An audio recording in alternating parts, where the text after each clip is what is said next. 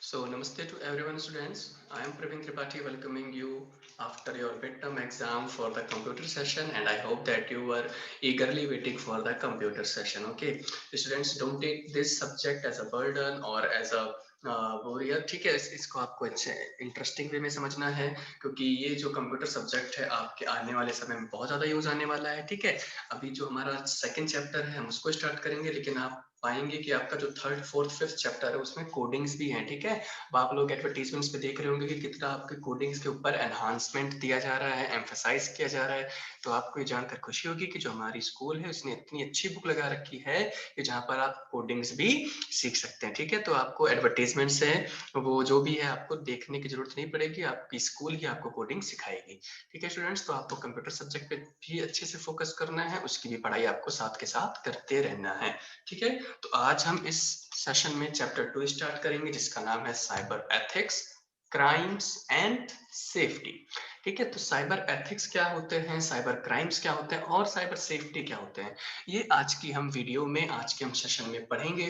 ठीक है, तो साइबर एथिक्स, साइबर क्राइम और साइबर सेफ्टी के बारे में आपने सुना होगा, अगर आप न्यूज वगैरह देखते हैं, न्यूज़पेपर्स पढ़ते हैं या आप अपने कुछ भी वेब क्रॉलिंग करते हैं। तो साइबर क्राइम्स बढ़ रहे हैं तो उसके लिए हमें कुछ सेफ्टी भी अपनानी चाहिए। ठीक है, तो क्या क्या साइबर क्राइम्स है, क्या क्या साइबर सेफ्टी है, क्या हमें एथिक्स यूज करने चाहिए, ये सब हमें ये चैप्टर बता रहा है। ठीक है, तो चलिए देखते हैं इस चैप्टर में क्या है।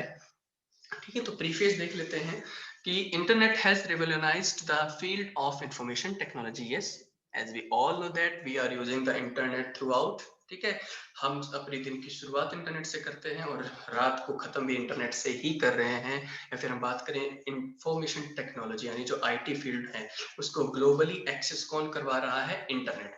लेकिन अगर हम इंटरनेट का यूज कर रहे हैं तो हर चीज के प्रॉस भी होते हैं, कॉन्स भी होते हैं, यानी कि उसके फायदे भी होते हैं और नुकसान भी होते हैं। ठीक है, तो इंटरनेट के नुकसान तो देखिए बहुत ही कम है, लेकिन जितने भी हैं वो एक एज अ अटैक के रूप में हम उसको गिन सकते हैं। ठीक है, आज मैं बात करूं तो आप सभी बैंकिंग यूज करते हैं या आप नहीं यूज करते, आपके पेरेंट्स, गार्जियंस, ठीक है, रिलेटिव्स यूज करते हैं इंटरनेट बैंकिंग। टिकट बुक आप आराम से कर सकते हैं, शॉपिंग कर रहे हैं, बिल्कुल अभी तो सेल चल रही है अमेजन एंड फ्लिपकार्ट की, आप सभी आई गेस सेल का यूज कर रहे होंगे। ठीक है, कम्युनिकेशन का मीनिंग क्या हुआ, व्हाट्सएप यूज करना, इंस्टाग्राम यूज करना, स्नैपचैट्स पे अपने मुंह बनाना। ठीक है, तो बहुत सारी ऐसी चीजें हैं कि जो हम यूज कर रहे हैं। ठीक है, तो एजुकेशन, बिल्कुल सबसे बड़ी चीज है आपकी एजुकेशन। आप जो जूम के थ्रू पढ़ रहे हैं ये किसके थ्रू है, इंटरनेट के थ्रू है। बट देखिए, हमने बात की फायदों की कि इंटरनेट हम यहाँ यूज कर रहे हैं, यहाँ यूज कर रहे हैं, बट इसके साथ साथ एक अनएथिकल प्रैक्टिसेस भी है, यानी कि इसके थोड़े से नुकसान भी हैं या थोड़े से थ्रेट्स भी हैं जो हमें उसका ध्यान रखना चाहिए, जिसे हम क्या बोलते हैं, डिजिटल अटैक्स। तो इस चैप्टर में हम डिजिटल अटैक्स के बारे में पढ़ेंगे, उनसे हम कैसे प्रिवेंट कर सकते हैं खुद को, उन सभी के बारे में हम पढ़ेंगे स्टूडेंट्स। ठीक है, तो सबसे पहले हम बात करेंगे कि एथिक्स इन कंप्यूटिंग होता क्या है। एथिक्स का मीनिंग अगर मैं शुद्ध हिंदी में बोलूँ तो ये बोलता है संस्कार। ठीक है, यानी कि आपका वर्क एथिक्स क्या होना चाहिए, आपका वर्क फॉर्म क्या होना चाहिए। तो एथिक्स का मीनिंग ये है कि जब आप एक कंप्यूटर यूज कर रहे हैं या इंटरनेट यूज कर रहे हैं तो आपको क्या क्या चीजें, क्या क्या स्टेप्स फॉलो करने चाहिए। Okay, so the word ethics defines the element important to humans moral, यानी ये हमारे मोरल से जुड़ा हुआ होता है। ठीक है, ethics would be referred to as a specific values, standards, rules and agreements। देखिए, मैंने बताया कि हमारा खुद का एक स्टैंडर्ड होता है, हमारी खुद की वैल्यू होती है, रूल्स होती है, उसे हम क्या बोलते हैं, एथिक्स बोलते हैं। ठीक है, जैसे कि बड़ों को नमस्ते करना, ये हमारे बेसिक एथिक्स में आते हैं, बेसिक वैल्यूज में आते हैं। ठीक है, अपने टीचर्स को गुड मॉर्निंग बोलना, जाते वक्त बाय बाय बोलना, ठीक है, पैर छूना, तो ये सब एथिक्स है। तो ऐसे ही कंप्यूटिंग के भी कुछ एथिक्स हैं। ठीक है, उसको यूज करने के कुछ एक सेट ऑफ रूल्स हैं, कुछ एग्रीमेंट्स हैं, कुछ स्टैंडर्ड्स हैं जो हमें यूज करते रहना चाहिए। तो cyber ethics deal with the moral principles और the code of conduct. Here the word is code of conduct. हाँ, ये हमें कोड ऑफ कंडक्ट प्रोवाइड कराता है, कुछ रूल्स प्रोवाइड कराता है, which is to be followed by the people while using online services। यानी जब भी हम ऑनलाइन सर्विसेज यूज कर रहे हैं या इंटरनेट पे कुछ भी इंफॉर्मेशन एक्सेस कर रहे हैं तो हमें ये साइबर एथिक्स का यूज करना चाहिए। ओके स्टूडेंट्स, जैसे कि एग्जांपल के तौर पे हम समझते हैं, we should respect views of others, be honest and recognise the rights and properties of others on the internet. Yes, यानी हमें अपने दूसरों के व्यूज का भी रिस्पेक्ट करना चाहिए इंटरनेट पे जब भी हम यूज कर रहे हैं। ठीक है, हमें हॉनेस्ट रहना चाहिए यानी ईमानदार रहना चाहिए इंटरनेट का यूज करते हुए, हमें किसी की चीजें के साथ छेड़छाड़ नहीं करनी चाहिए और ना ही किसी को कुछ गलत बोलना चाहिए। ठीक है, some of the common issues related with cyber ethics are plagiarism, ठीक है। प्लेगियरिज्म का मीनिंग क्या होता है कि यानी कि जैसे कि मैंने कोई बुक लिखी, जिस बुक को मैंने लिखा है उसको मैं ही पब्लिश करूंगा, बट उस बुक को किसी और ने अपने नाम से पब्लिश कर लिया और वो उसको सेल कर रहा है, बट लिखी तो मैंने है। तो ये क्या हुआ? प्लेगियरिज्म, प्लेगियरिज्म, ठीक है। कॉपीराइट प्राइवेसी हो जाता है, जैसे कि कॉपीराइट है कि लया पब्लिक स्कूल का जो लोगो है हम जो देखते हैं, वो अगर कोई और स्कूल उसको यूज करने लग जाए तो वो क्या है? कॉपीराइट प्राइवेसी कंसर्न है, क्योंकि वो जो लोगो है वो हमारे स्कूल का है, वो कोई और स्कूल उसका यूज नहीं कर सकते, उस पर हमारा कॉपीराइट है, ठीक है। So while using the online services on the information, we need it to be honest, यानी कि हम जब भी इंटरनेट का यूज करें तो हमें honest यानी ईमानदार रहने की जरूरत होती है। तो ये था साइबर एथिक्स, ठीक है। अब देखिए कुछ रूल्स हैं जो मैंने यहाँ पर लिख रखे हैं, जो आपकी बुक्स ने बता रखे हैं, जो हमें फॉलो करने चाहिए। तो बहुत ही इजी रूल्स है, आपको बहुत ज्यादा हार्ड नहीं है, ये आप भी फॉलो करेंगे मुझे पता है, ठीक है। तो never try to harm other people by unethically accessing their computers on the internet, यानी कि किसी को भी हार्म मत करो, अनएथिकली एक्सेस मत करो किसी का भी इंटरनेट, किसी का भी कंप्यूटर या किसी का भी कनेक्शंस, ठीक है। Always give respect to other while communicating, जब भी आप व्हाट्सएप, इंस्टाग्राम, फेसबुक वगैरह यूज कर रहे हैं या कम्युनिकेशंस कर रहे हैं इंटरनेट के थ्रू, तो सामने वाले को यानी अदर पर्सन को आपको कम्युनिकेट करते हुए रिस्पेक्ट देनी चाहिए। उसको आप अनएथिकली या कुछ भी रूडली क्रूअली आप उसके साथ बात नहीं कर सकते या नहीं करनी चाहिए हमें, ठीक है। Never try to steal, steal माने क्या होता है? चोरी करना। इंपॉर्टेंट और confidential information from others system, यानी किसी के भी सिस्टम में से हमें उसका कॉन्फिडेंशियल इंफॉर्मेशन यानी कि जो उसकी सीक्रेट इंफॉर्मेशन है या जो उसका प्राइवेट इंफॉर्मेशन है उसको स्टील नहीं करना चाहिए। This is a very simple basic ethic, ठीक है। Do not copy information which is protected by the copyright act, जैसे कि मैंने आपको कॉपीराइट का एग्जांपल दिया कि जो हमारे लायल पब्लिक स्कूल का जो लोगो है अगर वो कोई और यूज करता है, ये कॉपीराइट एक्ट के अंदर आता है, तो ये हमें ध्यान रखना चाहिए कि हमें किसी और का लोगो, किसी और कंपनी का नेम खुद के लिए यूज नहीं करना चाहिए, ठीक है। And last, never spread wrong information, ये बहुत ही इंपॉर्टेंट है कि आपको रॉन्ग और फेक इन्फॉर्मेशन स्प्रेड नहीं करनी चाहिए, इससे बहुत बड़ा इम्पैक्ट हो सकता है, ठीक है। तो आपको ध्यान रखना चाहिए कि जो भी आप भेज रहे हैं किसी को वो ऑथेंटिकेट होना चाहिए, ठीक है। तो ये बहुत ही कुछ सिंपल रूल्स थे जो आप सभी को मुझे लगता है पता होंगे, और अगर नहीं पता होंगे तो प्लीज आप इसको फॉलो करेंगे, ठीक है।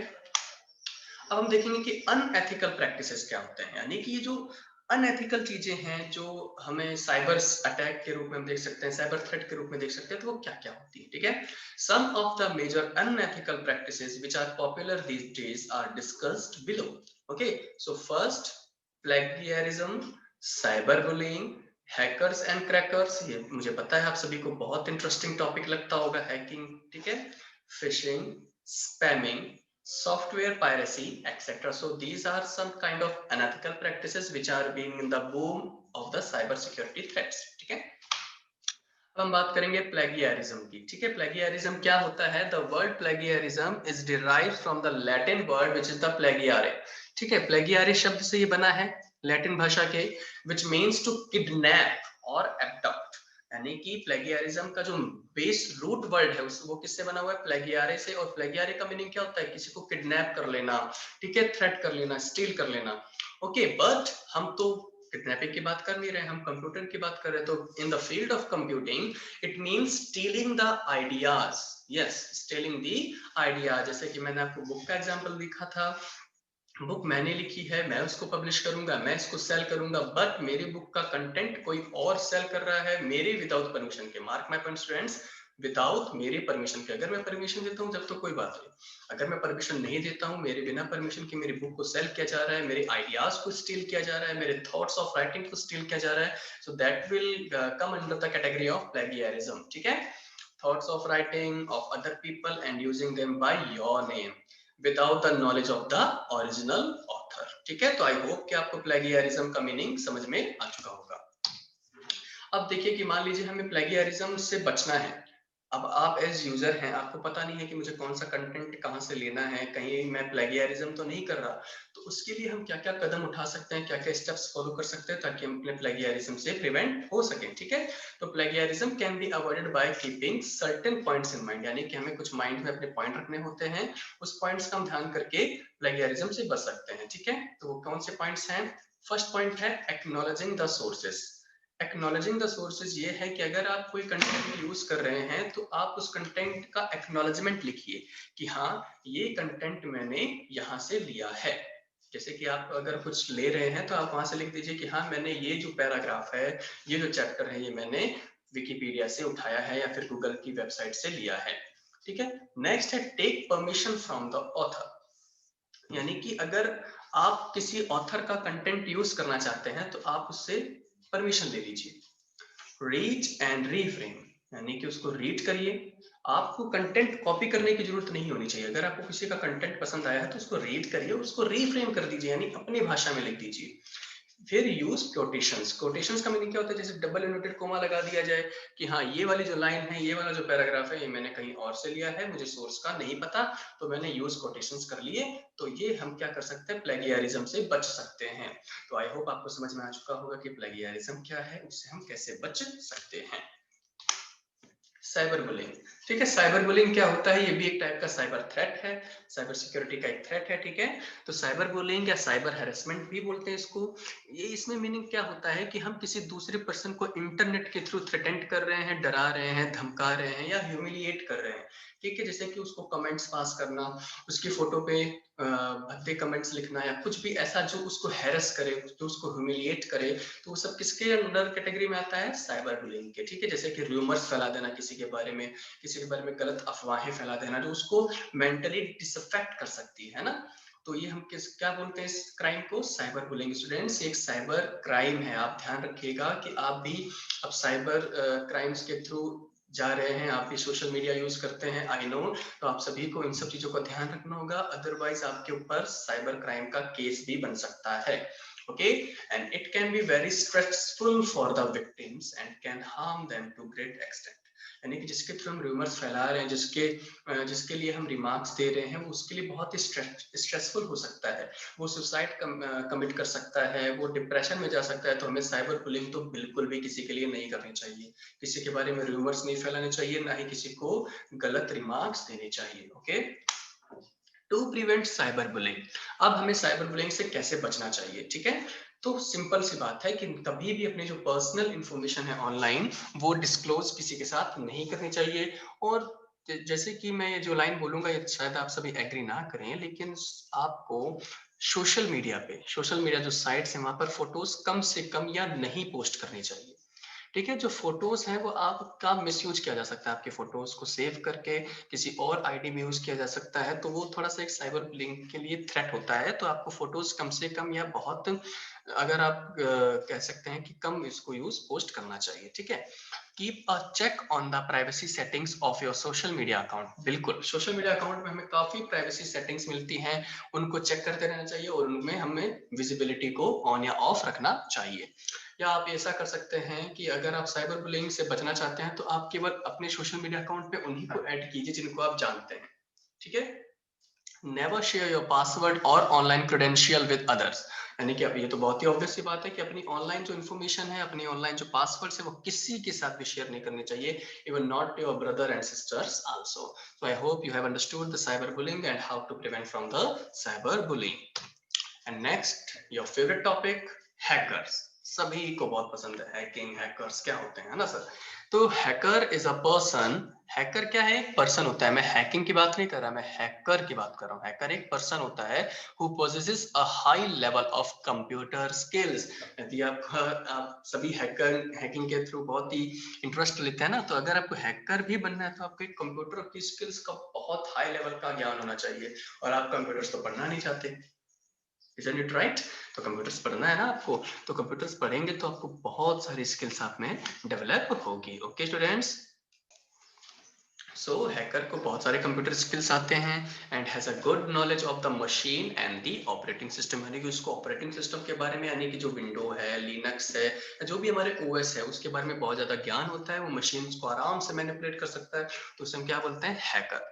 अच्छा, तो इसका नाम हैकर क्यों पड़ा? क्योंकि he attempts to gain access to a remote computer for which he is not authorised. यानी कि वो एक ऐसे कंप्यूटर को एक्सेस करना चाहता है, ऐसे नेटवर्क को यूज करना चाहता है जहां पर उसको अलाउड नहीं है। जैसे कि मैं इस कंप्यूटर को यूज कर रहा हूँ, बट आप भी इसी कंप्यूटर को मेरे बिना परमिशन के अनऑथराइज्डली यूज करना चाहते हैं, इसकी इंफॉर्मेशन लेना चाहते हैं, तो वो क्या है?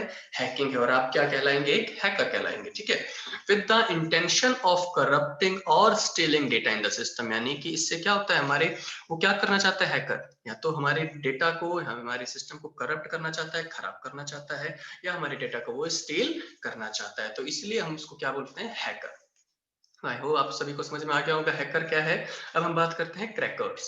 क्रैकर्स क्या होते हैं? क्रैकर भी एक पर्सन होता है, ठीक है, who is an expert in the breaking the security of a system, यानी कि वो ब्रेक करना जानता है सिक्योरिटी ऑफ ए सिस्टम। यानी कि मैंने किसी सिक्योरिटी लगा रखी है अपने सिस्टम में, तो उसके पासवर्ड्स को ब्रेक कर देगा, उसके फायरवॉल्स को ब्रेक कर देगा, ठीक है। तो और किस लिए करता है वो? इंफॉर्मेशन को स्टील करने के लिए, चुराने के लिए।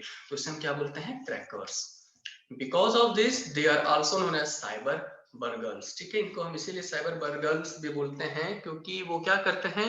बर्गलरिंग करते हैं, क्रैकिंग करते हैं, इंफॉर्मेशन की सिक्योरिटी को ब्रेक करते हैं।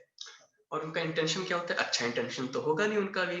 तो उनका इंटेंशन क्या होता है? Their intention is always to cause damage to other users, यानी कि वो हमेशा दूसरे यूजर्स को डैमेज करते हैं, ठीक है। तो आई होप आपको हैकर समझ में आ गया होगा और क्रैकर समझ में आ गया होगा। अब मान लीजिए हमारे को हैकर्स और क्रैकर्स से बचना है, तो हम क्या करेंगे टू प्रिवेंट हैकिंग और क्रैकिंग? तो बहुत इजी है।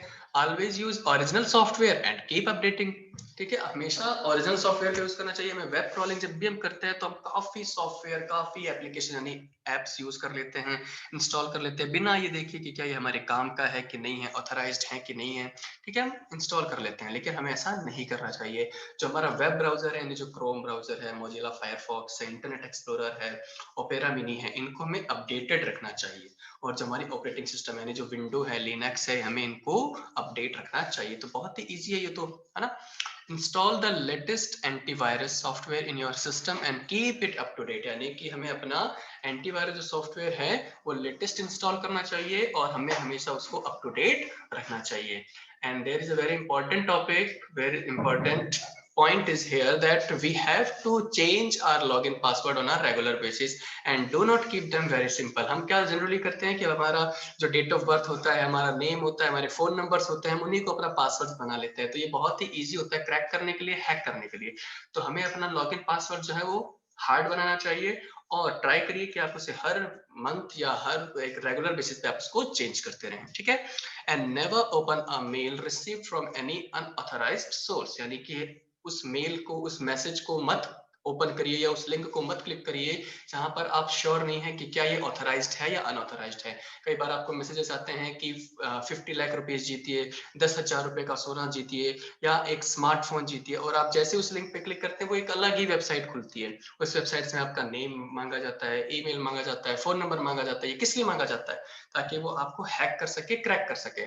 So students, you are in the 7th class and I know that you all are using the mobile phones very frequently. So you must have to know these points to prevent your device, your system from the hacking or cracking. So I hope that you have enjoyed this session, and this is enough for today. And in the next meeting, we will complete this chapter. So